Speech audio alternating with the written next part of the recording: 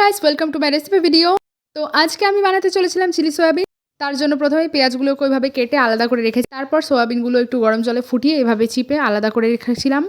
তারপর সয়াবিনের উপর লঙ্কা গুঁড়ো, লবণ আর কর্নফ্লাওয়ার ইউজ করে সেটাকে মাখিয়ে নিয়েছি ভালোভাবে। তারপর গরম কড়াইতে তেলে ছেড়ে দিলাম।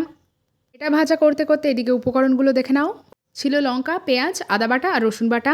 আর এখানে ছিল কর্নফ্লাওয়ার গোলা জল। ততক্ষণে সয়াবিনগুলো ভালো করে ভেজে নামিয়ে রেখেছিলাম। তারপর কড়াইতে তেল গরম করে আদা বাটা, রসুন বাটা, লঙ্কাগুলো ছেড়ে দিয়েছিলাম। এটা একটু হালকা ভাজা হলে পেঁয়াজগুলোও দিয়ে দিয়েছিলাম। তারপরে পেঁয়াজটা হালকা ভাজা হয়ে গেলে দিয়ে দিয়েছিলাম লবণ আর তারপর দিয়ে দিয়েছি সয়া সস। তারপর পরিমাণ মতো জল দিয়ে তাতে চিলি সস আর সয়া সস আরেকটু দিয়ে হালকা একটু ফুটে গেলে তাতে কর্নফ্লাওয়ার গোলা জল দিয়ে তারপর সয়াবিনগুলো দিয়ে দিয়েছিলাম। তারপর একটু ফুটে গেলেই নামিয়ে নিয়েছিলাম চিলি সয়াবিন। আমার কাছে তো খেতে অসাধারণ লেগেছে। আরও এমন সুন্দর রেসিপি পেতে হলে ফলো করে দিও।